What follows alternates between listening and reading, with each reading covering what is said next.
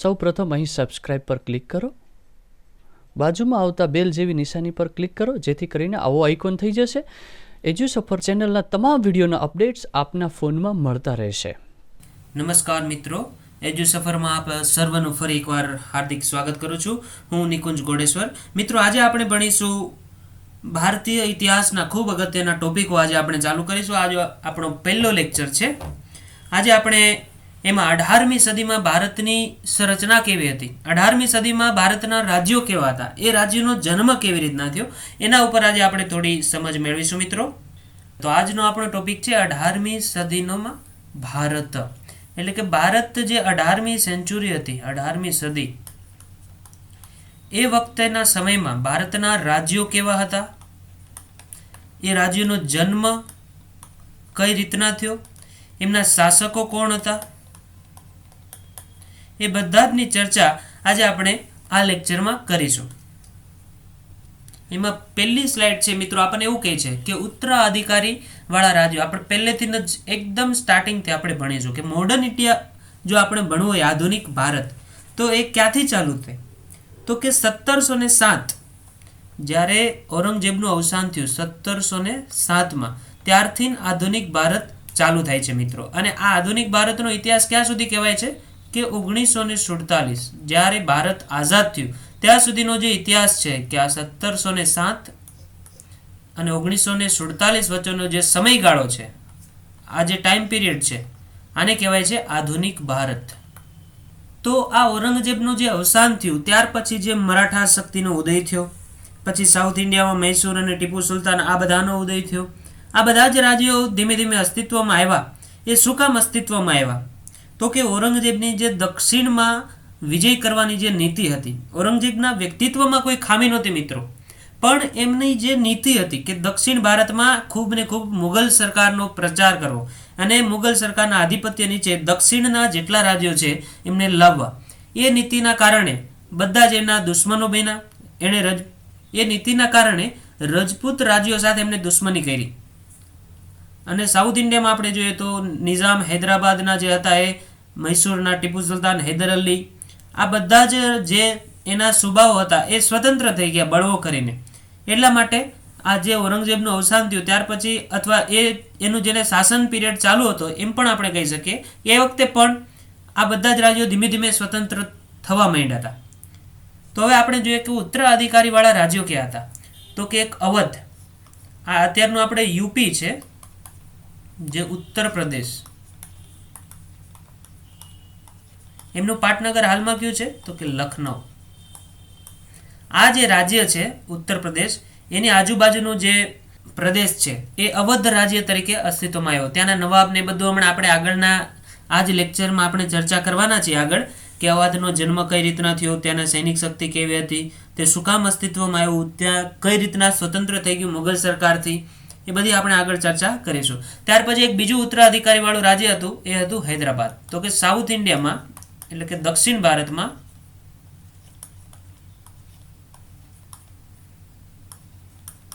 South ઇન્ડિયામાં આ હૈદરાબાદ રાજ્યનો જન્મ થયો. ત્યાં નિઝામનું રાજ્ય હતું. કોનું? નિઝામ બુરહાન ને આપણે આગળ હમણાં ભણીશું બધા જ, કે ત્યાં કોણે સ્વતંત્ર કરી દીધું, એ વજીર પણ રહી ગયા હતા પેલા મુગલ સરકારમાં. તો આ ઉત્તરાધિકારી વાળા રાજ્ય શું કામ કહેવાના? આ જે રાજ્ય હતા, એક અવધ અને એક હૈદરાબાદ, એને ભારતના ઇતિહાસમાં, આધુનિક ભારતમાં ઉત્તરાધિકારી વાળા રાજ્યો કહેવામાં આવે છે. શું કામ? એનું કારણ એ છે કે આ રાજ્યો મુગલ સરકાર જે હતી, મુગલો જે હતા, એમના એ સુબાઓ હતા. પહેલા આપણે ગુજરાતમાં કહીએ ને કે આ સુબો અહીંયા નિમણૂક કરી, આ સુબાનું અહીંયા નિમણૂક કરી, એ સુબા હતા. પછી ધીમે ધીમે એમનો ઉત્તરાધિકાર આ રાજ્ય ઉપર થઈ ગયો, અવધ અને હૈદરાબાદ ઉપર. આ ધીમે ધીમે સ્વતંત્ર થઈ ગયા. ક્યાંથી? તો કે મુગલ સરકાર, જે મુગલો હતા, દિલ્હીમાં જે મુગલો રાજ કરતા હતા, ઔરંગઝેબ ને અકબર ને બધા 4 મુગલો છે, એનાથી આ ધીમે ધીમે એવી એને પ્રોસેસ કરતા ગયા. એવી રીતના એ શું કર્યું કે એક પછી એક પોતાના નિર્ણયો જાતે લેવા માંડ્યા, પોતાના વંશાંગનું એનું પદ બનાવી દીધું. વંશના આધારે એમણે પોતાના દીકરાઓને ને બધાને પોતાના રાજ્ય ઉપર સુબા તરીકે નિમણૂક કરવા માંડ્યા. એનો અધિકાર હતો નહીં, એમનો રાજ્યમાં કોઈ અધિકાર હતો નહીં, પણ મુગલ સરકારને સુબા હતા અને ધીમે ધીમે એણે પોતાને સ્વતંત્ર જાહેર કરી દીધા. એટલે એને કેવા રાજ્યો કહેવાય છે? ઉત્તરાધિકાર વાળો રાજ્ય.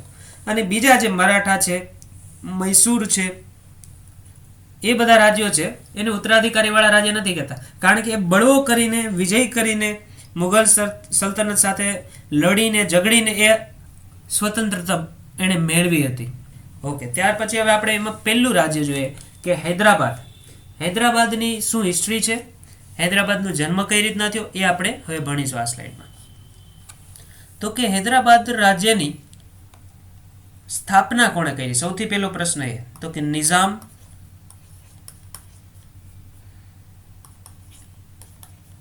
ઉલ મુલ્ક. એમના સ્થાપના જે નિઝામે કરી, આસફ જા.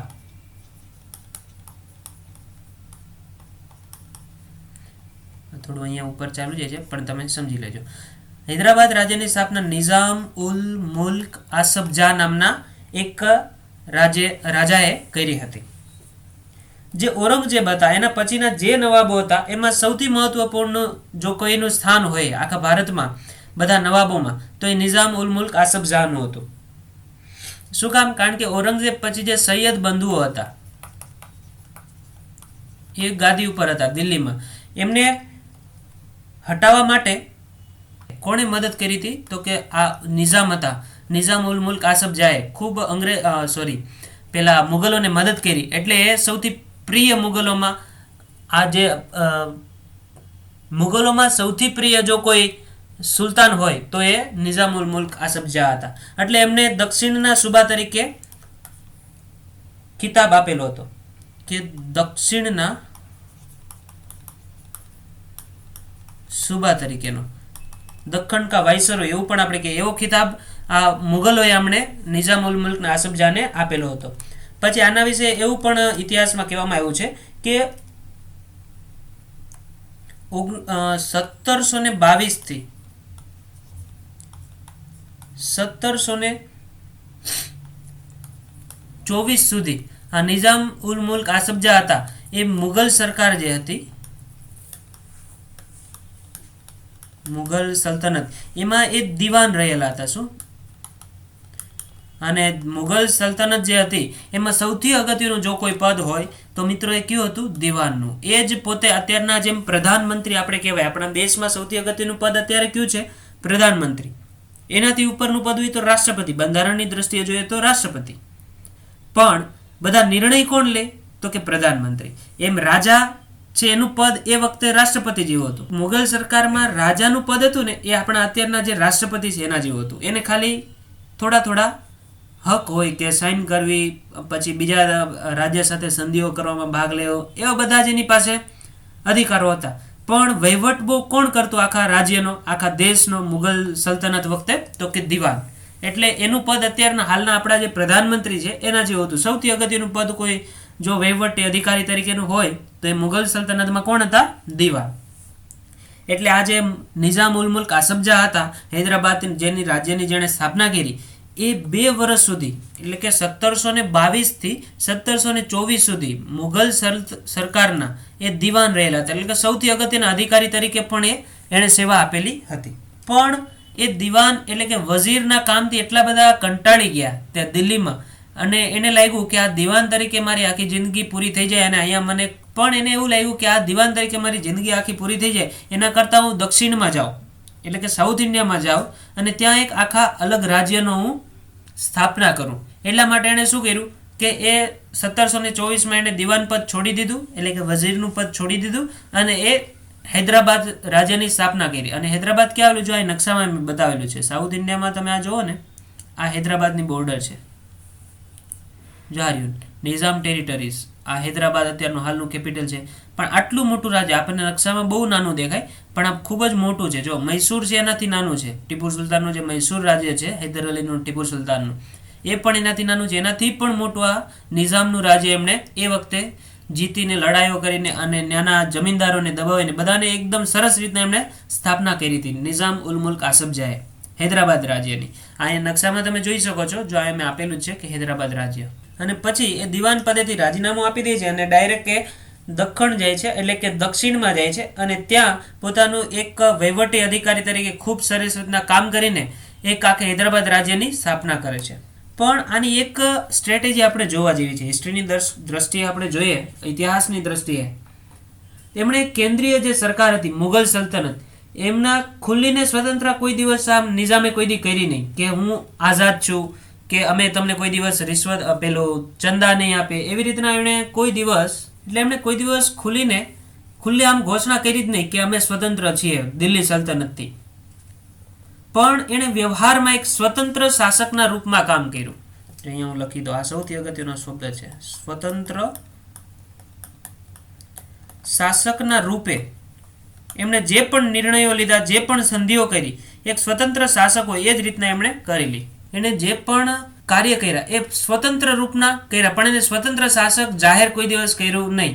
એણે કેન્દ્રીય સરકાર જે હતી મુઘલ સલ્તનત, એને પૂછ્યા વિના લડાઈઓ લડ્યા, એના સુલહનામે, એટલે કે એમની સાથે બધા સાથે સંધિઓ કરી અને ખિતાબો એણે બાંટ્યા, કે ખિતાબો બધા જેને અધિકારીઓ હોય, કોઈ જમીનદાર હોય તો એમણે પોતાના એક સુલતાન તરીકે એક ખિતાબો આપ્યા, નિઝામ તરીકે. જાગીર અને ઓહદે, એટલે કે જાગીરો બધા એને બાંટી દીધી, અને પદ, વંશાનુગત પદ, એના પદોની પણ એને બાંટી. અને એના વિશે એવું કહેવાય છે મિત્રો કે હિન્દુઓ પ્રત્યે આ જે નિઝામ હતા, નિઝામ ઉલ મુલ્ક આસફજાહ, એ ખૂબ સહનશીલતાની એણે નીતિ અપનાવી હતી. કે હિન્દુ જે એ વખતે, ત્યારે એવું કંઈ હતું જ નહીં, આ અંગ્રેજો આવ્યા ત્યાર પછી હિન્દુ મુસલમાનોને આ બધું વધારે પેલું એણે ભડકાવાની એવી નીતિ જાહેર કરી, એટલે આ બધા દંગા ફસાદ ને થયા. પણ આ વખતે જે એ વખતના જમાનામાં, કે 18મી સદીમાં, એટલે કે 18મી સદી એટલે શું, પહેલાં હું તમને એ ક્લિયર કરી દઉં કે 1700 થી લઈને 1799 સુધીનો જે સમયગાળો છે એને 18મી સદી કહેવાય. આમાં છે સાલ 1700ની, અહીંયા તમે વર્ષ કયો જોઈ શકો 1700, પણ આને કેટલામી સદી કહેવાય તો કે 18મી સદી. 100 વર્ષ આગળ ચાલે. આપણે ગુજરાતીમાં એમ યાદ રાખવાનું કે 1799 તો 18મી સદી, 1801 થી કે 1899 તો 19મી સદી. અત્યારે આપણે 21મી સદી ચાલે છે, કે 2001 થી 2099 તો 21મી સદી. 2000ની સાલ છે પણ આપણે 100 વર્ષ આગળ ચાલીએ એટલે મીન્સ 21મી સદી. એમ 1700 ને, એટલે કે આ જે 18મી સદી છે એ વખતે આવી હિન્દુ અને મુસ્લિમ વચ્ચે કોઈ કોમી એકતા ખૂબ હતી, કોઈ દંગા ફસાદ ને એવું કાંઈ હતું નહીં. એટલે આણે ઘણા બધા હિન્દુ રાજાઓને પણ અગત્યના પદ ઉપર એમણે બેસાડ્યા હતા, કે પેલી જમીનમાંથી વાર્ષિક આવક જે થાય એને કલેક્શન કરવા માટે એમ ઘણા બધા હિન્દુ અધિકારીઓ આના રાજ્યમાં હતા એવું કહેવાય છે. ઉદાહરણ તરીકે આપણે કહીએ કે પૂરનચંદ નામના એક હિન્દુ દિવાન હતા, એમના ખૂબ અગત્યના પદ ઉપર આ જે હતા દિવાન, એમાં એક હતા પૂરનચંદ. નામ અગત્યનું છે, તમે યાદ રાખી લેજો, કારણ એનસીઆરટીમાં આનો ઉલ્લેખ કરેલો છે. જે નેશનલ બોર્ડની બુક છે એમાં પૂરનચંદનો ઉલ્લેખ કરેલો છે, એટલે ક્યારેય પણ પરીક્ષામાં પૂછાઈ પણ શકે કે પૂરનચંદ નામના એક હિન્દુ અધિકારી હતા, એ એમના આ હૈદરાબાદના દિવાન હતા. અને આનું મૃત્યુ ક્યારે થયું નિઝામ ઉલ મુલ્ક આસફજાહનું, તો કે આનું મૃત્યુ છે એ 1748માં થયું હતું. ત્યાં સુધી એમણે હૈદરાબાદ રાજ્ય ઉપર રાજ્ય કર્યું. અને આમણે રાજ્યની સ્થાપના ક્યારે કરી હતી તો કે 1724. આ તમારે એ રીતના યાદ રાખવાનું કે 1722 થી 1724 સુધી એ દિલ્હીમાં દિવાનના પદે હતા. પણ જ્યારે એ દિવાન પદ ઉપરથી એને રાજીનામું આપ્યું 1724માં, ત્યારે એ હૈદરાબાદ ગયા, એટલે કે દક્ષિણ ભારતમાં ગયા, અને એને હૈદરાબાદ રાજ્યનો એણે પાયો નાખ્યો. અને ક્યાં સુધી એણે રાજ કર્યું તો કે 1748 સુધી. પણ કમનસીબી હતી મિત્રો કે 1748 પછી જ્યારે આ નિઝામ ઉલ મુલ્ક આસફજાહનું મૃત્યુ થયું, ત્યાર પછી જે દિવાનો આવ્યા એની બધી જ ખૂબીઓ અને ખામીઓ જે દિલ્હી સરકારમાં હતી એ હતી કે રાજ્ય માટે લડાઈઓ કરી, અંદરો અંદર ભાઈ ભતીજાવાદમાં એણે ડખા ને એવું બધું થયું, અને એના ઘણા બધાના મૃત્યુ પણ થયા આ લડાઈઓમાં. એ આપણે આગળ લેક્ચરમાં આજે આના હું વધારે ડીપમાં આગળ ચર્ચા કરીશ. ત્યાર પછી એક રાજ્ય હતું, એક કર્ણાટક. તો કર્ણાટક છે એક દક્ષિણ મુગલ, જો આપણે આમ કહી શકીએ કે દક્ષિણમાં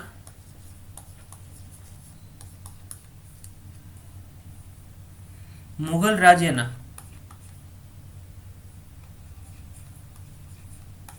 મુગલ રાજાનો એક સુબા તરીકે રાજ કરતા હતા, જે પણ અહીંયા રાજ કરતા, હમણાં આગળ જોઈએ આપણે.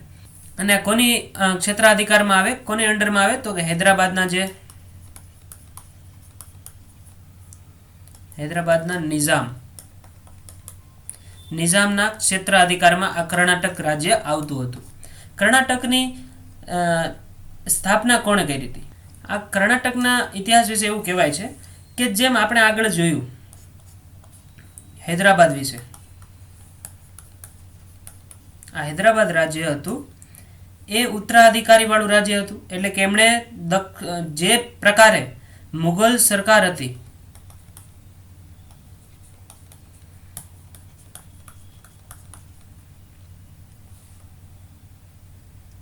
એમનાથી કોઈ દિવસ સ્વતંત્રતા એમણે જાહેર ન કરી.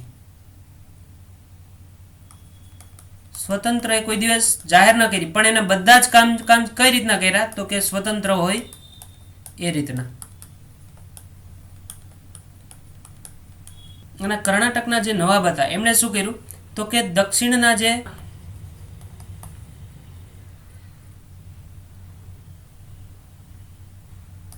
નવાબ કેવા હતા એટલે એ કોણ? મુઘલ. અને મુઘલના નવાબ દક્ષિણમાં નવાબ કોણ હતા તો કે હૈદરાબાદના નિઝામ. હું કૌંસમાં લખી દઉં નિઝામો. આને પૂછ્યા વગર એમના વંશને વંશાનુગત પદ બનાવી દીધું. એટલે કે પોતે સ્વતંત્ર હોય એ જ રીતના એ વર્તન કરવા બેના. આનું એક ઉદાહરણ આપણે સાદત ઉલ્લા ખા, આ ત્યાંના એક નવાબ હતા સાદત ઉલ્લા ખા કર્ણાટકના. એમણે શું કર્યું, એમનો ભત્રીજો જે હતો દોસ્ત અલી, એમને ત્યાંના નિઝામની મંજૂરી વગર ત્યાંનો નવાબ બનાવી દીધો. એટલે એનો મિનિંગ શું થયો કે એમણે જે દક્ષિણના નવાબ કહેવાતા નિઝામ એની કોઈ પણ મંજૂરી વગર આ જે કર્ણાટકના નવાબનું પદ હતું એ વંશાનુગત બનાવી દીધું.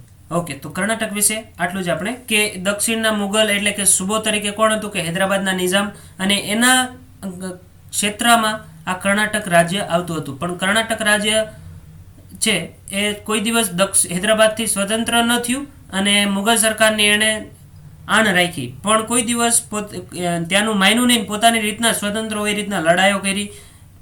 એના બધા હોદ્દા આપી દીધા બધા અધિકારીઓને અને ખિતાબો આપવા માંડ્યા. એટલે કે દક્ષિણના જે નવાબ છે નિઝામ એની કોઈ પણ મંજૂરી વગર આ કર્ણાટકનું નવાબ પદ છે એ વંશાનુગત બનાવી દીધું એવું કહી શકે. અને એનું ઉદાહરણ શું છે તો કે સાદત ઉલ્લા ખાન નામના એક ત્યાંના રાજા મીન્સ નવાબ હતા, એમણે દોસ્ત અલી ત્યાંના બીજા નવાબની નિમણૂક કરી દીધી.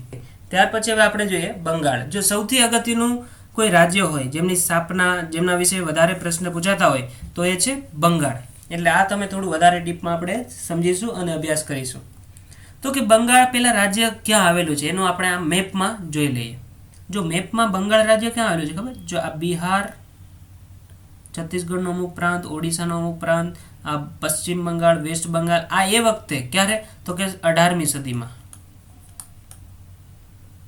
18મી સદીમાં બંગાળ આટલું મોટું હતું કે બિહાર, પછી ઝારખંડ અત્યારે બિહારમાં તે અલગ થયું એ, પછી ઓડિશાનો અમુક ભાગ, પછી છત્તીસગઢનો અમુક ભાગ, પછી આ વેસ્ટ બંગાળ આ આખો, પછી આ બધા જે પ્રાંતો જે છે અને આ જે અત્યારે અહીંયા બીજું છે બાંગ્લાદેશ એનો પણ અમુક પ્રાંત આ પશ્ચિમ બંગાળમાં હતો. એટલે એ વખતે ખૂબ સમૃદ્ધ અને ખૂબ મોટો પ્રાંત બંગાળને ગણવામાં આવતો હતો. બંગાળ રાજ્યની સ્થાપના કઈ થઈ તો કે કેન્દ્રીય જે સરકાર હતી મુઘલ સલ્તનત એમની કમજોરીનો ફાયદો ઉઠાવીને બે અસાધારણ યોગ્યતાવાળા વ્યક્તિઓ એમણે બંગાળ રાજ્યની સ્થાપના કરી અને એમના રાજ્યને એક સુદૃઢ શાસન અપાવ્યું. એ બે વ્યક્તિ કોણ હતા તો કે હું અહીંયા તમને નામ મેન્શન કરું. એક હતા મુર્શિદ કુલી ખાં. મુર્શિદ કુલી ખાં, આ મુર્શિદ કુલી ખાં હતા એ ખૂબ યોગ્યતાવાળા વ્યક્તિ હતા, મીન્સ નવાબની જેમ. પછી બીજા જે હતા એના શાસક એ હતા અલીવર્દી ખાં. અલીવર્દી ખાં, આ બે વ્યક્તિ મુર્શિદ કુલી ખાં અને અલીવર્દી ખાં, આ બે વ્યક્તિએ વસ્તુ તો એવું કહી શકાય કે બંગાળને એક સ્વતંત્ર રાજ્ય બનાવી દીધું. પણ આનું જો આપણે હિસ્ટ્રીની એંગલથી જોઈએ તો કે મુર્શિદ કુલી ખાને દિલ્હી સરકારે 1717માં, તમારે યાદ રાખવાનું 1717માં બંગાળના સુબેદાર બનાવ્યો હતો.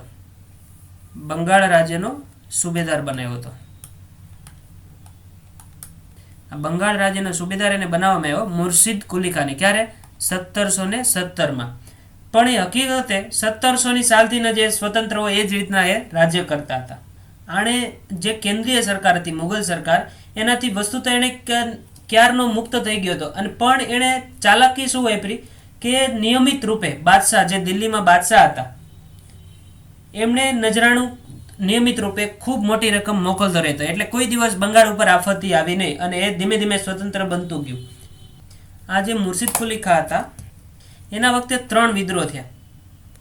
ત્રણેય વિદ્રોહનું આપણે અહીંયા હું નામ લખી દઉં એટલે એક્ઝામમાં પૂછાણું હોય તો તમે કહી શકો. પેલું હતું એ સીતારામ. 3 વિદ્રોહ કોણે કર્યા? તો કે સીતારામ રાયે પેલો વિદ્રોહ કર્યો. પછી બીજો વિદ્રોહ હતો ઉદયનારાયણ અને ગુલામ મોહમ્મદે કર્યો.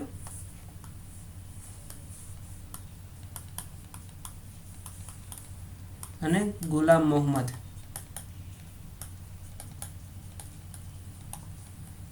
અને ત્રીજો વિદ્રોહ જો બંગાળમાં એ વખતે થયો હોય તો સુજાત ખા નામના વ્યક્તિએ કર્યો હતો. આ 3 વિદ્રોહ મુર્શિદ કુલી ખા વખતે થયા હતા. એક સીતારામ રાયનો વિદ્રોહ, ઉદયનારાયણ વિદ્રોહ, ઉદયનારાયણ અને ગુલાબ મોહમ્મદ આ બંને વ્યક્તિએ એક વિદ્રોહ કર્યો હતો. અને સુજાત ખાન નામના એક વ્યક્તિએ બંગાળમાં મુર્શિદ કુલી ખાના શાસન વખતે વિદ્રોહ કરેલો હતો. આ જ્યારે 1717માં આ સુબેદાર બન્યો ત્યાર પછી આમનું મૃત્યુ થયું 1727માં. 1727માં જેવું આનું મૃત્યુ થયું ત્યાર પછી આમના બંગાળ ઉપર એક બીજો શાસક આવ્યો. એમનું નામ હતું સુજાઉદ્દીન. એમણે બંગાળ ઉપર સુજાઉદ્દીન નામના એક શાસકે રાજ કર્યું. ક્યાં સુધી? તો કે 1739 સુધી. તો પહેલું કોણે રાજ કર્યું? તો કે 1717 થી 1727 સુધી મુર્શિદ કુલી ખાએ. ત્યાર પછી બીજો આનો રાજા બન્યો એ હતો સુજાઉદ્દીન. એણે 1739 સુધી રાજ્ય કર્યું. ત્યાર પછી 1739 પછી એમનો છોકરો એ સરફરાઝ ખા આવ્યો. સરફરાઝ ખા. પણ એના કાંઈ એવું વ્યક્તિત્વ કે એવું કાંઈ હતું નહીં. એટલે એ જ વખતે એને સત્તા ઉપરથી હટાવીને ખૂબ જ શક્તિશાળી શાસક જે અલીવર્દી ખા, જેનું ઇતિહાસમાં બહુ મોટું નામ છે, અલીવર્દી ખા, એ રાજા સુલતાન બની ગયો, ત્યાંનો સુબેદાર બની ગયો. તો સૌથી વધુ બંગાળને સશક્ત બનાવનાર જો કોઈ 2 શાસકો હોય તો એમાં પહેલા હતા મુર્શિદ કુલી ખા. એણે 1717 થી 1727 સુધી એમણે રાજ કર્યું. અને બીજા જો કોઈ બંગાળને સૌથી વધુ શક્તિશાળી બનાવવાનો વ્યક્તિ હોય તો કે અલીવર્દી ખા. એણે ક્યારે રાજ કર્યું? તો કે 1739 થી એમણે રાજ્ય કર્યું હતું. એવું કહી શકે કે એ વખતમાં મુર્શિદ કુલી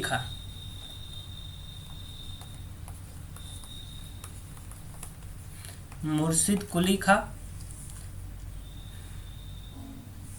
અને એ પછીના જેટલા પણ બંગાળના નવાબો આવ્યા એ બધા હિન્દુ અને મુસલમાનમાં રોજગાર માટેના સમાન અવસરો આપ્યા. એમણે કોઈ ભેદભાવ કર્યો નહીં. એને ઊંચા નાગરિક જે પદો હતા એમાં બંગાળીઓને પણ નિમણૂક આપી અને એમાં મોટાભાગના હિન્દુઓ હતા એવું પણ આપણે કહી શકીએ. અને એવું પણ આ ઇતિહાસમાં કહેવામાં આવે છે કે જે જમીનદારોમાંથી જે રેવન્યુ એકઠી કરે એ સ્થાનીય જમીનદારોની બદલે એણે મહાજનોને પ્રાથમિકતા આપી અને એમાં ઘણા બધા હિન્દુ હતા.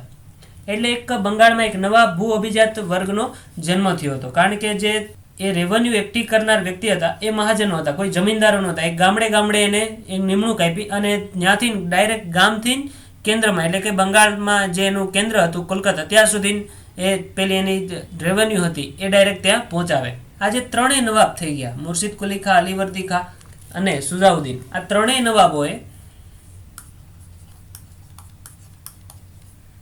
મુર્શિદ કુલી ખા પહેલા, પછી બીજા સુજાઉદ્દીન